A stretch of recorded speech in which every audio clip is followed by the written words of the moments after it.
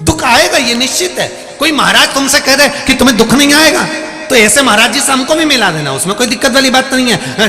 दांत में दर्द भी होगा, हाथ में जकड़न भी होगी, शरीर में कष्ट भी होगा, घुटने भी दुखेंगे, शरीर भी दुखेगा, ये निश्चित है। पर अगर शंकर भगवान पर विश्वास किया, भरोसा करा, एक बेलपत्र या शंकर जी पे चढ़ा हुआ जल का आचमन करा, तो ये जरूर है कि जैसे वैक्सीन धीरे धीरे काम करती है और फिर आप पर कोरोना को हावी नहीं होने देती, उसी तरह हमारे दुख को हमारे ऊपर ये शिवपुराण हावी नहीं होने देती, बचा लेती, बचाएगी शिवपुराण। जिसने दिल से सुनी है वो सामने आकर खड़ी हो जाती है, ये प्रूफ है। क्लर्क की नौकरी नहीं देना थी भगवान को, सीधे मैनेजर की पोस्ट देना थी, तो नहीं करवाया, वो टूट गई। उन्हें लिखा है कि मेरा दिल टूट गया, हृदय टूट गया कि मैंने पशुपति व्रत करा और मेरे बेटे का नहीं हुआ। क्लर्क की नौकरी नहीं देना थी ना, तूने पशुपति व्रत करा था। हमारा एक छोटा सा काम नहीं होता तो हम बुरा मान जाते हैं, हमारा छोटा सा काम नहीं होता तो हम दुखी हो जाते हैं, हमारा एक काम नहीं हुआ तो हम पशुपति व्रत करना बंद कर देते हैं, हमारा जरा सा काम नहीं हुआ तो हमें दुख हो जाता है।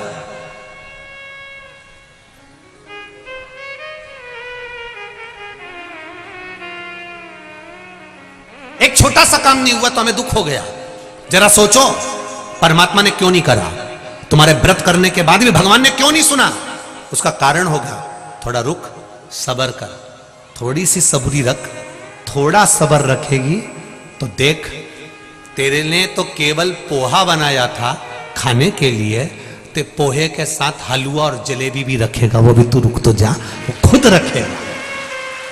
तो थोड़ा सा विश्वास तो रख, रुक थोड़ा, संभल थोड़ा, घबराना नहीं कि मैंने व्रत करा, मैंने उपास करा, मैंने शिव जी की आराधना करी, मैं रोज एक लोटा पानी चढ़ाने जाती हूँ, मैं शंकर जी के मंदिर जाती हूँ, मैं आनंदेश्वर महादेव के मंदिर जाती हूँ, मैं शिव जी की आराधना करने जाती हूँ, भगवान मेरी नहीं सुन रहा? थोड़ा रोक, शांति रख, संभल, शिव जी के भजन को और विश्वास की जरूरत है, और दृढ़ होते जा, और भरोसा पक्का करते जा, सुनेगा, सुनेगा।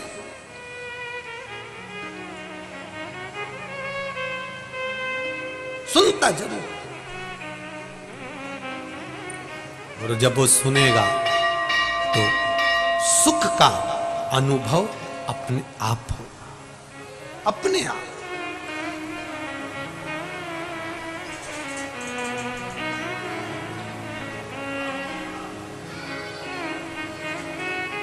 अंध का स्वर ने ब्रह्मा जी से वर मांग लिया, ब्रह्मा जी अगर मैं मरूं तो जिस दिन मैं अपनी मां को गलत दृष्टि से देखूं उस दिन मेरे प्राण छूटना चाहिए, यह वर मांगा गया। इतना सुंदर, ब्रह्मा जी ने कहा बहुत बढ़िया वर मांगा है तूने, माता को गलत दृष्टि से उस दिन तू मरे।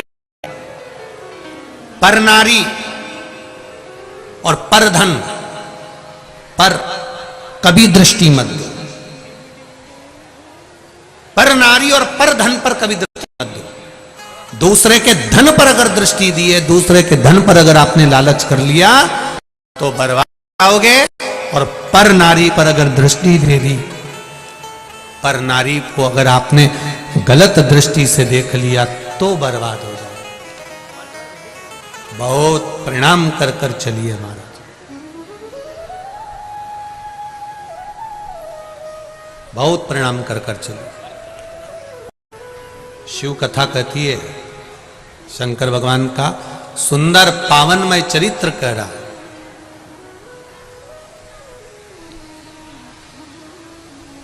किसी से मतलब, केवल अगर मतलब रहे तो भगवान देव महादेव से रहो, परिवार में रहो, नातेदार रिश्तेदार कुटुंब कबीला पुत्र बहू बेटा सबके साथ में रहो। कोई अगर तुमसे कह दे कि घर छोड़कर चली जाओ, बिल्कुल मत जाओ।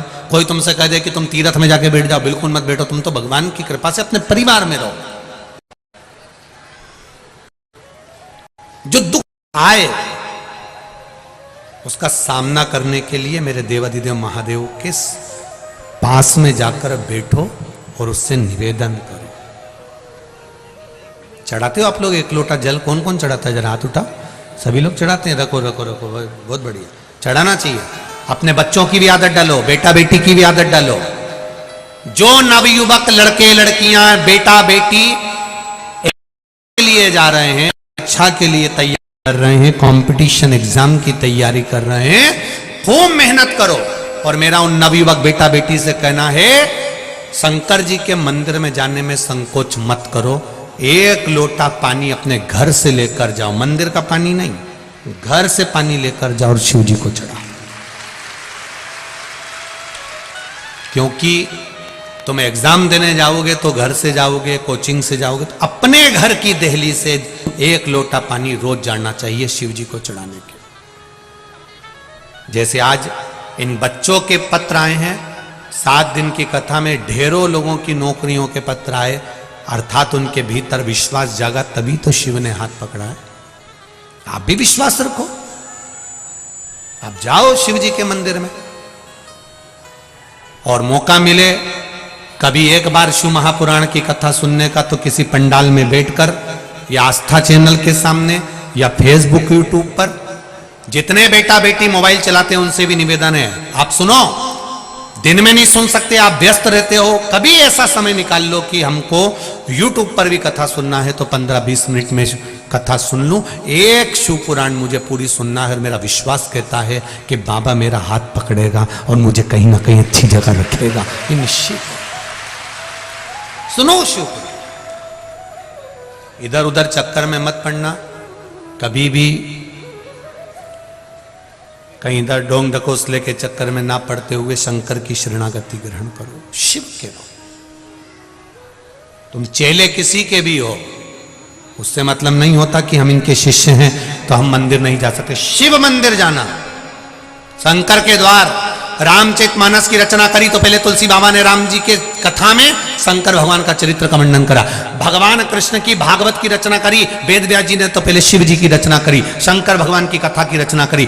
विष्णु पुराण, कुर्म पुराण, नारद पुराण, जितनी पुराण उठाना है, एक एक पुराण को उठाकर देख लीजिए, सारी पुराण में सबसे पहले शंकर भगवान का चरित्र है। क्यों? क्योंकि जिस पुराण में शिव नहीं होगा वो पुराण का आनंद नहीं हो सकता, इसलिए शिव को पहले विराजमान करो। आप करो शंकर भगवान की आराधना। और मेरा माताओं से भी निवेदन है, कोई बड़ी बीमारी आ गई है शरीर में, कोई कैंसर जैसा रोग, किडनी, लीवर, कुछ भी तकलीफ है, शिव की आराधना करो, छोड़ना मत ही शंकर भगवान की आराधना। और किसी भी शिवालय को हल्के में मत लेना कि मेरे पड़ोस का शिवालय तो अब भी स्थापना हुई, नहीं नहीं, कोई शिवालय हल्का नहीं। शंकर का मंदिर नहीं होता, शंकर का शिवालय होता है। मंदिर में भगवान स्थापित होते हैं, शिवालय में भगवान स्थापित नहीं होते। रोज जिस शिवालय में शंकर जी रहते हैं, शिवालय से प्रतिदिन शंकर भगवान अपने भक्तों के दुख को जानने के लिए प्रतिदिन निकलते हैं, उसको शिवालय कहा। भगवान विष्णु वैकुंठ छोड़ते हैं समय पर, ब्रह्मा जी ब्रह्मलोक छोड़ते हैं समय पर, इंद्र लोक छोड़ते हैं समय पर। मेरा देवाधिदेव महादेव माता पार्वती को रोज नंदी पर बिठाकर प्रतिदिन प्रदोष काल में शाम के समय पर प्रतिदिन घूमने निकलता है, लोगों के दुख काटने निकलता है प्रतिदिन। एक दिन भी नहीं जाता जिस दिन मेरा महादेव नहीं निकलता, प्रतिदिन। आप उठाओ एक एक वेद पुराण शास्त्र उठाकर देख लीजिए, उसमें लिखा है प्रदोष काल में शंकर भगवान निकलते हैं पार्वती जी के साथ में, प्रतिदिन जाते रोज का।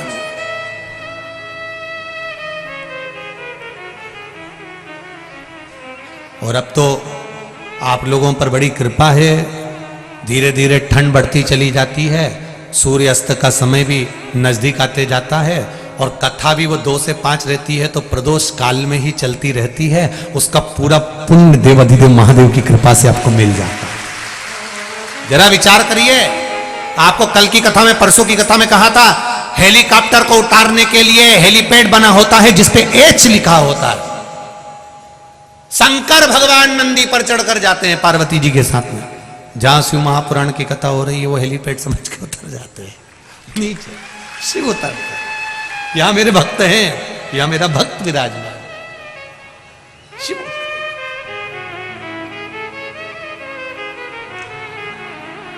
भगवान की अविरल भक्ति में जो बल है। और एक बात और कहना चाहेंगे, सीहोर में अभी रुद्राक्ष उत्सव नहीं है, अर्थात रुद्राक्ष वितरण नहीं हो रहा। सीहोर में कोई बीमार है, किसी का तबीयत ज्यादा खराब है और वो रिपोर्ट लेकर आ गया डॉक्टर की, तो भले दे देते हैं, पर अभी रुद्राक्ष वितरण बंद है। रुद्राक्ष वितरण करेंगे जब रुद्राक्ष उत्सव का समय आएगा, तब हम पूरा प्रयास कर रहे हैं कि उस समय पर रुद्राक्ष उत्सव के समय पर रुद्राक्ष वितरण का क्रम हो। हम भी चाहते हैं कि आप लोगों तक एक एक रुद्राक्ष पहुंचे और आपके जीवन को वो सार्थक करे, ऐसा नहीं। पर अभी आप लोग सोचें कि मां रुद्राक्ष मिल जाए तो ना जाए, करवत नहीं। कोई बीमार है और वहां जाकर रिपोर्ट दिखाएगा तो जरूर मिल जाएगा, कार्यकर्ता दे देंगे। और सीहोर का कुबेरेश्वर धाम का रुद्राक्ष ना तो बेचा जाता है और ना कोरियर द्वारा भेजा जाता है। अगर कोई अपनी जेब में से निकाल के रुद्राक्ष दे दे और कि ये सीहोर का है और कुबेरेश्वर धाम का है, तो हम इस पर विश्वास नहीं कर सकते, क्योंकि कुबेरेश्वर धाम का जो रुद्राक्ष है वो कार्यालय से आपको प्राप्त होता है और निःशुल्क मिलता है। उसका कोई कीमत नहीं होता, उसका कोई धन नहीं दिया जाता, सब फ्री। भोजन भी वहां फ्री है, रहना भी फ्री और वो भी फ्री, सब निःशुल्क। केवल आप भक्ति करो शिव की, मूल चीज वो है। सबसे मूल है भगवान शंकर के मंदिर जाना चालू करो, एक लोटा जल चढ़ाना चालू करो, सारी समस्या का हल एक लोटा जल। कलयुग नहीं, शिव युग चल रहा है, इसलिए शंकर भगवान सबका हाथ पकड़ा हुआ, ये शिव युग, इसको समझो। अंधकासुर ने महाराज अपने प्राणों का स्मरण करते हुए कहा, जिस दिन मैं अपनी माता को गलत दृष्टि से देखूंगा उस दिन मेरे प्राण छूटना चाहिए। पर धन पर नारी पर दृष्टि कभी नहीं जाना चाहिए। दूसरे के धन पर अपनी दृष्टि मत दो, दूसरे की नारी पर अपनी दृष्टि मत दो। बर्बादी का सिरा है ये। लंकाधिपति रावण ने पर नारी पर दृष्टि दे दी थी, इसलिए पूरा बर्बाद हो गया। पर नारी, दूसरे की स्त्री पर, दूसरे की नारी पर कभी दृष्टि नहीं। रावण ने जो गलती करी है वो गलती आप ना करें।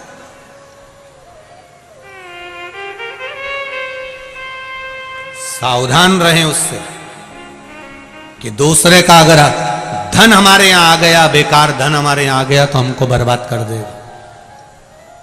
और नारी पर भी अगर दृष्टि गलत चली गई तो वो बर्बाद कर देगी, वो बर्बादी का सिरा। महाराज अंधकासुर ने वर मांगा, जिस दिन मैं अपनी माता को गलत दृष्टि से देखूं उस दिन मेरे प्राण छूटे। उसको नहीं मालूम था कि मैं माता की गोद में खेला हूं, पार्वती जी मेरी मां है। उसने अपने दूतों से कहा, मुझे विवाह करना है, कोई अच्छी लड़की ढूंढो, अच्छी कन्या ढूंढो, अच्छी नारी ढूंढो। किसी ने कह दिया सबसे सुंदर तो हिमालय राज की बेटी है जिसका नाम पार्वती है, बहुत सुंदर है वो। अब इसको यह नहीं मालूम कि मां तो सुंदर होती ही है। जो दुनिया में सबका भला करता है ना, जो अपने बच्चों के लिए कभी गलत नहीं सोचता है ना, जो दुनिया में सबका भला चाहता है, वो हमेशा सुंदर ही बना रहता है। उसकी सुंदरता को कभी कमी नहीं आ सकती।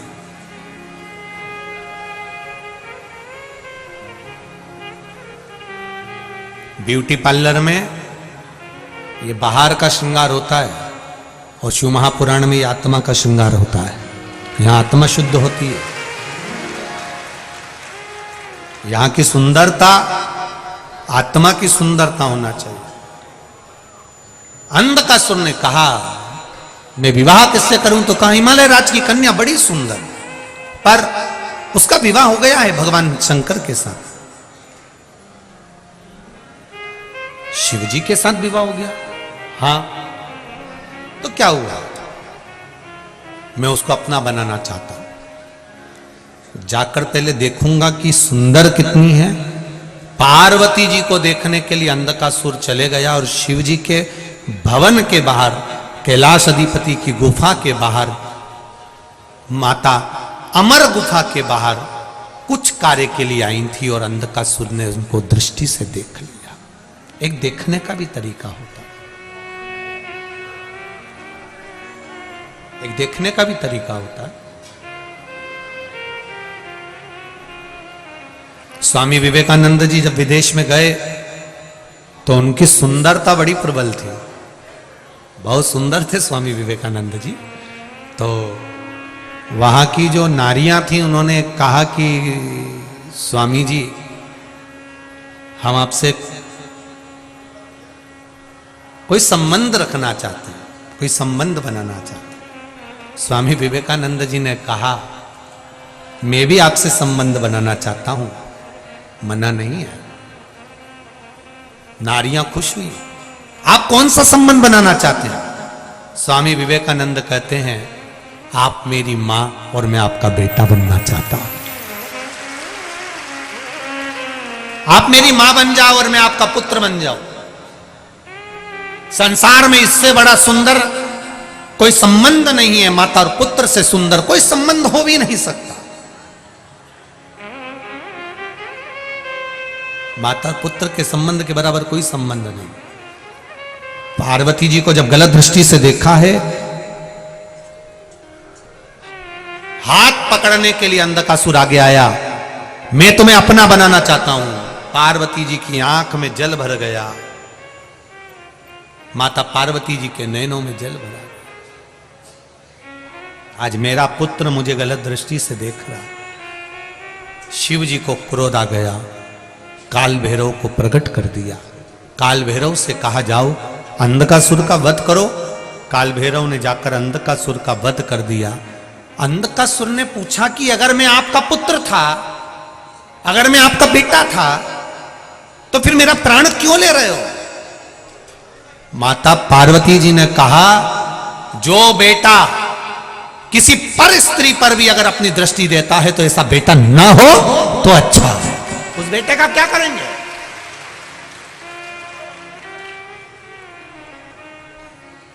ऐसा बेटा किस काम का? बड़ा सोचनीय प्रसंग है ये महाराज, बहुत सोचने वाला प्रसंग है। अंधकासुर और माता पार्वती का ये प्रसंग बहुत सोचने वाला, सीख देने वाला प्रसंग। अपने बच्चों को समझाइए, अपने बच्चों को ज्ञान दीजिए, बेटा अपनी जिंदगी में पर धन और पर नारी से दूरी बनाकर रखना। आज के समय में छोटी छोटी बेटियों के साथ में भी जो गलत कृत्य हो रहे हैं उसको कोई दूसरा नहीं रोक सकता, आपका संस्कार रोक सकता। आप अपने बच्चों को ये संस्कार दीजिए कि हमारे बच्चे कोई गलत मार्ग पे ना चले जाएं, गलत जगह पर ना चले जाएं। थोड़ा कम कमाओगे चल जाएगा, थोड़ा कम व्यापार चलेगा चल जाएगा, थोड़ा धन कमाएगा चलेगा, पर बेटा बेटी ये हमारी जिंदगी की वो पूंजी है। अगर ये गड़बड़ हो गए तो जिंदगी नरक चले जाएगी, पूरा जीवन नरक में चले। इनको सवार लो, इनको सुधार लो, अभी भी मौका। वैसे तो नवयुवक बेटा बेटियां भी अब मंदिर जाना प्रारंभ करे हैं। कई बेटियां तो अब मंदिर जाती हैं और शान से जाती हैं। कई बेटे नवयुवक लड़के भले जीन्स पहनकर मंदिर जा रहे हैं पर शान से जाते हैं। जो बेटा बेटी नवयुवक बेटा बेटी मंदिर जाते हैं उनको देखकर गौरव उत्पन्न होता है। ये लगता है कि हमारा सनातन धर्म अब जाग चुका है, अब आनंदित हो चुका है, अब इनको शर्म नहीं है मंदिर जाने में। उठाया लोटा और चल दिए शिव मंदिर। अंधकासुर गया, प्राण छूट गए। मरते मरते कह रहा है मैंने गलती क्या करी, तूने माता को गलत दृष्टि से देख लिया। ऐसे पुत्र को रखकर क्या करूंगी जो किसी नारी को गलत दृष्टि से देखे। ऐसा पुत्र मेरे गोद में खेले, नहीं चाहिए ऐसा पुत्र। माता पार्वती ने मना कर दिया, नहीं हो ऐसा पुत्र, मार दो इसको। काल भैरव ने समाप्त कर दिया अंधकासुर। अंधकासुर समाप्त हुए। समय आया, देवादिदेव महादेव से माता पार्वती जी ने विनय करा कि प्रभु कृपा करिए, गणेश जी और कार्तिकेय जी के मंगल विवाह का स्मरण करिए। इसका विवाह हो जानकर भगवान श्री गणेश जी महाराज के मंगल विवाह के प्रसंग का भाव व्यक्त हुआ। गणेश जी महाराज का विवाह तो करना चाहती हैं माँ, पर कार्तिकेय सुंदर हैं और गणेश जी को तो मुख भी लगा है तो हाथी का लगा है। फिर भगवान से कहा, प्रभु मुझे एक बार फिर जन्म दे दो। 84 लाख योनियां मनुष्य की जो पीछे की 83,99,999 जो योनियां काट कर 84 लाख योनि में पहुंचे हो, वो ऐसे थोड़ी ना पहुंच गए। वो चाबी के चक्कर में आना पड़ रहा है कि भगवान के द्वार पर जाने की वो चाबी कौन सी है। तो वो चाबी कोई दूसरी नहीं, श्री शिवाय नमस्तुभ्यम, वो चाबी है जो मंजिल तक पहुंचा दे। ये पत्राएं देखिए,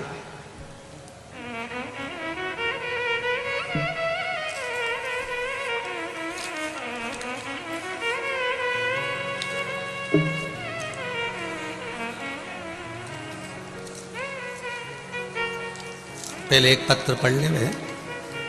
श्री मीरा सोनी अयोध्या उत्तर प्रदेश से आई हैं। कहीं बैठी हो मीरा जी सोनी, अयोध्या उत्तर प्रदेश से, तो हाथ हिलाइएगा। कहीं बैठी हो तो, कहीं दिख रही हो तो हाथ जरूर हिलाइएगा। कहीं दिखी हैं, पीछे हैं का? हाथ ऐसे हिला तो हमको दिख जाओगे। हाँ दिख गई, बिल्कुल आखिरी में हो। ठीक ठीक ठीक है। मीरा जी सोनी अयोध्या उत्तर प्रदेश से आई हूं। जमुना प्रसाद जी सोनी, पहले तो मीरा जी सोनी और जमुना प्रसाद जी सोनी आपको नमन करता हूं, क्योंकि आप मेरे रामलला की भूमि से आई हो। आपको प्रणाम करता हूं। आप राघव जी की धरा से आई हो, अयोध्या से आई हैं, आपको नमन करता हूं। गुरुदेव, मैं अयोध्या की निवासी हूं। मेरे बेटे की नौकरी नहीं लग रही थी।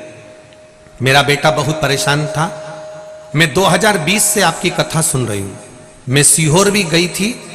सीहोर में मैंने आपकी कथा सुनी और पंडाल में बैठकर मैं बाबा भोलेनाथ से बोलकर आई थी कि कुबरेश्वर बाबा की धरा पर कथा सुनने का महत्व गुरुजी बोलते हैं। तो बाबा, मैं कुबरेश्वर की धरा पर आई हूं, सीहोर आई हूं, मेरे बेटे की नौकरी लगा दो। मैं पुनः किसी भी पंडाल में जाकर कथा जरूर सुनूंगी। गुरुजी, बाबा के आशीर्वाद से, भोलेनाथ के आशीर्वाद से मेरा बेटा उत्तर प्रदेश पुलिस में उप निरीक्षक दरोगा के पद पर चयनित हो गया है। इसलिए मैं बाबा को प्रणाम करने इस पंडाल में पहुंची हूं। मीरा सोनी, जमुना प्रसाद सोनी, अयोध्या उत्तर प्रदेश। प्रणाम करता हूं। मीरा जी बहुत बहुत बधाई आपको। जमुना प्रसाद जी बहुत बहुत बधाई। बैठिए। एक पत्र और देखिए, बड़ा सुंदर। मेरा नाम पुष्पा अवस्थी है। मैं ऋषि नगर शुक्लागंज उन्नाव में रहती हूं। कहीं बैठी हो तो हाथ हिलाइएगा। कहीं बैठी हो तो दोनों हाथ हिलाइएगा। पुष्पा अवस्थी, कहीं दिख रही हैं? दिख रही क्या उधर? पुष्पा जी हमें नहीं दिख रही हो, आप हाथ हिला दीजिए एक बार, जिससे कैमरे वालों को आप दिख जाएं। भले हमें ना दिख रहे हो। दिख गए कैमरे वाले को? राइट वाले पंडाल में है, सीधे हाथ पे जो पंडाल है वहां पर। दोनों हाथ हिला दो एक बार पुष्पा जी आप। हाँ आप ही हैं, दिख गए। ठीक है ठीक है। श्री शिवाय नमस्तुभ्यम। गुरुजी, मैं शिव की महिमा का क्या बखान करूं, शब्दों में वर्णन नहीं।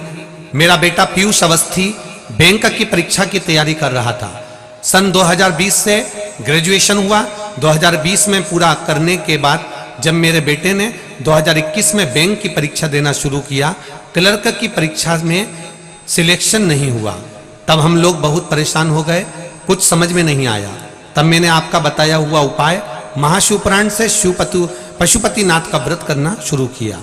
अगली परीक्षा का फॉर्म आया। बैंक में असिस्टेंट मैनेजर का पोस्ट की परीक्षा हुई। पहले हमने क्लर्क की परीक्षा दी, उसमें नहीं हुआ, हम हताश हो गए।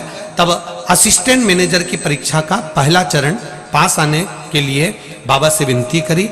लड़का बहुत मेहनत कर रहा था। मैंने उसको शिवजी के मंदिर भेजना चालू करा। पढ़ाई के साथ में शंकर पर विश्वास करा और बाबा की कृपा से पहला चरण पास आने लगा। और पास आते आते पढ़ाई में आपके बताए गए उपाय करते रहे। मैं हर सोमवार पशुपति व्रत करने जाती थी। पहले चरण की परीक्षा वाली सुबह बेटे से बेलपत्र पर शहद लगवाकर भेजा।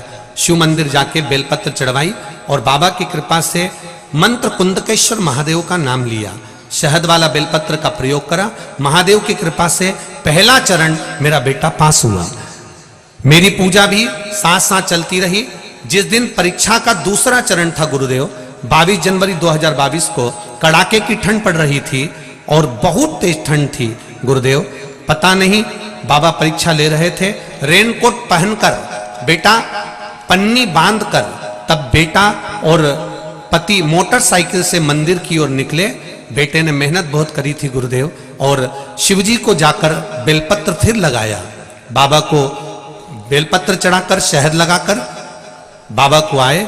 महादेव की कृपा से गुरुदेव दूसरा जो इंटरव्यू हुआ उस समय पर मेरे बेटे को फाइनल रिजल्ट आ गया और मेरा बेटा मैनेजर की पोस्ट पर जाकर बैठ गया। ये शिव की कृपा है। असिस्टेंट मैनेजर का जो रिजल्ट आया गुरुदेव बाबा की कृपा हुई, मेरा बेटा यूको बैंक में असिस्टेंट मैनेजर की पोस्ट पर बैठा है। मैं बाबा को धोख लगाने आई हूं। बैठिए पुष्पा जी, बहुत बहुत बधाई आपको। श्री शिवाय नमस्तुभ्यं। तीसरा पत्र भी देखिए, जिसमें एक बहुत बड़ी कंपनी में एक साधारण सी मां के बेटे की नौकरी लग जाती है। कितनी खुश होकर कहती है, हंसू त्रिपाठी दिल्ली करवाल नगर से आई हैं। कहीं बैठी हो अंशु त्रिपाठी, कहीं बैठी हो तो हाथ हिलाइएगा। आप ही हैं? श्री शिवाय नमस्तुभ्यं, दोनों हाथ हिला दीजिए। अंशु त्रिपाठी, पशुपतिनाथ के व्रत का क्या मैं वर्णन करूं। 5 से 6 महीने से कई इंटरव्यू दे रहा था, परंतु कोई आराम नहीं था। मेरा बेटा उस इंटरव्यू में निकल नहीं रहा था। तब पशुपति व्रत करना प्रारंभ करा और शिवजी पर जल चढ़ाना प्रारंभ करा। बाबा की कृपा देखिए, 5 व्रत पूरे भी नहीं हुए थे और 2 व्रत बचे हुए थे। तब मेरे बेटे ने कंपनी में कॉल किया और कंपनी से कॉल आ गया और बाबा की कृपा से मेरे बेटे को एप्पल की कंपनी में सबसे बड़ी पोस्ट पर उसकी नौकरी लग गई। मैं बाबा को धोख लगाने आया हूं। बहुत बहुत बधाई हिमांशु त्रिपाठी जी, आपको बहुत बहुत बधाई। श्री शिवाय नमस्तुभ्यं। बैठिए। हर हर महादेव। शिव पर करा गया भरोसा, भगवान शंकर पर की गया विश्वास, और यहां पर भी कहकर जा रहा हूं, बाबा देव अधिदेव महादेव आनंदेश्वर की इस धरा से कहकर जा रहा हूं, शिव महापुराण पर विश्वास करना, शंकर की वाणी पर विश्वास करना, मेरे ओघड़ दानी पर विश्वास करना, भरोसा रखना। संसार धोखा दे देगा पर मेरा महादेव कभी धोखा नहीं देगा, ये निश्चित है। आज कौन तारीख है? 21। कल कथा का समापन है। कल की जो कथा होगी वो दिन में नहीं होगी, टीवी चैनल पर और मोबाइल पर, फेसबुक यूट्यूब पर दिन में वही 2 बजे से 5 बजे आएगी। पर यहां जो कथा होगी वो सुबह 9 बजे से 12 बजे तक होगी। कितनी बजे होगी? 9 से 12। जो 6 दिन की कथा नहीं सुन पाए वो कल की कथा पूरी सुन लेना। कहते हैं मेहमान जाते जाते कुछ दे जाता है, मेरा भोलेनाथ भी जाते जाते कुछ दे जाए। तो कथा कल 9 से 12 का क्रम रहेगा। एक निवेदन करना चाहूंगा, 22 तारीख को कथा समापन होगी, 16 तारीख को लगभग चालू हुई थी, ठीक है? 16 को ही ना? हाँ, 22 को समापन। अगली कथा कब है कानपुर में? 13 जनवरी, नवंबर, दिसंबर, जनवरी, 3 महीने हैं। और शिव पुराण भी कहती है कि जो दिल से सुनता है 3 महीने में बाबा देता है। ये मेरा विश्वास कहता है।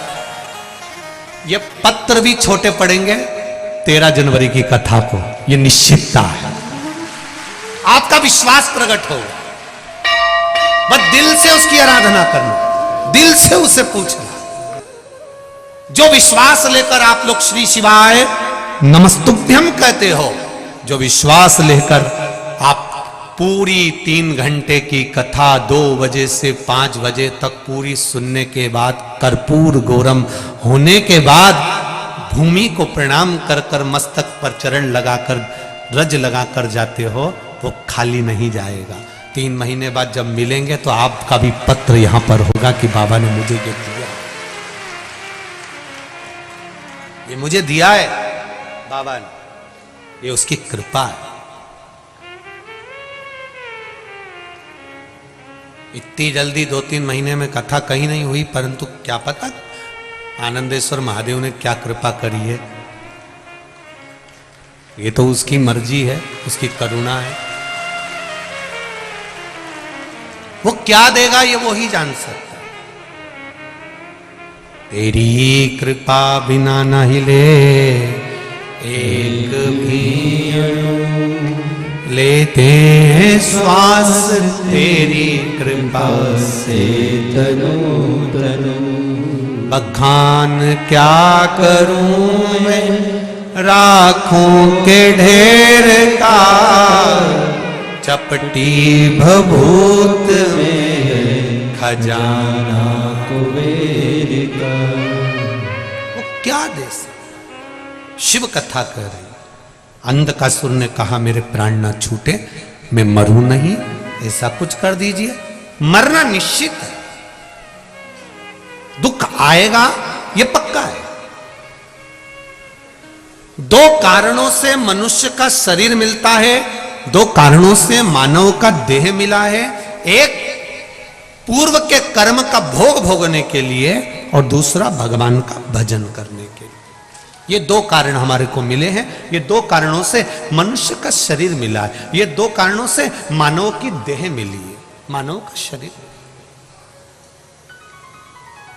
दो कारण हैं हमारे जन्म के। एक भगवान का भजन करो, दूसरा कर्म का भोग भोगो।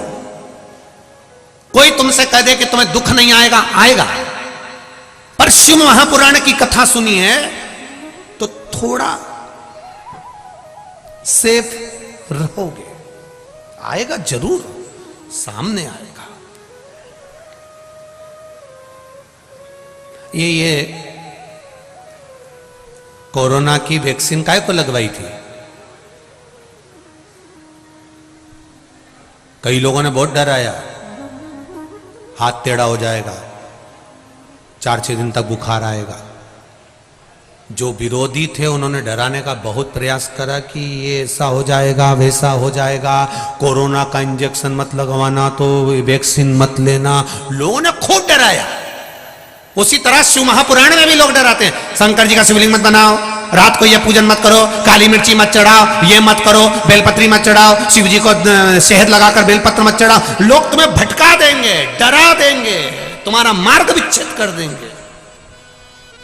पर जिसने कोरोना की वैक्सीन लगवा ली, उसको दूसरे चरण तीसरे चरण में कुछ नहीं हुआ, बच गया। जिसने नहीं लगवाई थी, डर के मारे कुछ हो जाएगा, हाथ टेढ़ा हो जाएगा, बीमारी हो जाएगी, लोग कह रहे हैं ऐसा हो जाएगा, जो डरे वो मरे। जो डर गए वो मर गए। जिन्होंने वैक्सीन लगवा ली वो बच गया, वो बच गया। और बुजुर्ग लोग बहुत चतुर थे। नवयुवक लड़के डर रहे थे, बेटियां डर रही थी, हम वैक्सीन लगवाएंगे, कल से कुछ हो गया तो। और बुजुर्गों ने सोचा मत लगवा, हम तो सबसे पहले जाएंगे। 60 से ऊपर वाले सबसे पहले पहुंच गए, उन्हें लगवा के आ गए, आराम से चना चबा चबा के खा रहे, इनका कुछ नहीं करना, कुछ नहीं। और दूसरे चरण में देखो आप तो सब जवान जवान जवान जवान, कोई 40 साल का, कोई 50 साल का, कोई 35 साल का, निपटते चले गए ककड़ी भुट्टे की तरह। लोग जाते गए, लोग कर डर रहे थे। शिव महापुराण की कथा कल्याणपुर कानपुर में नहीं हो रही है। ये मेरे आनंदेश्वर महादेव ने तुम्हारे भीतर, तुम्हारे कार्य के लिए, तुम्हारी सफलता के लिए ये वैक्सीन भेजी है कि एक बार अच्छे से लगवा लो तो आगे बढ़ जाओगे। ये वैक्सीन बच लो।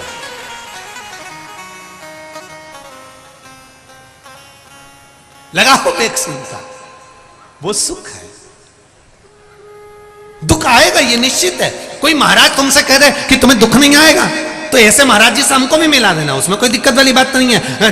दांत में दर्द भी होगा, हाथ में जकड़न भी होगी, शरीर में कष्ट भी होगा, घुटने भी दुखेंगे, शरीर भी दुखेगा, ये निश्चित है। पर अगर शंकर भगवान पर विश्वास किया, भरोसा करा, एक बेलपत्र या शंकर जी पे चढ़ा हुआ जल का आचमन करा, तो ये जरूर है कि जैसे वैक्सीन धीरे धीरे काम करती है और फिर आप पर कोरोना को हावी नहीं होने देती, उसी तरह हमारे दुख को हमारे ऊपर ये शिव पुराण हावी नहीं होने देती, बचा लेती।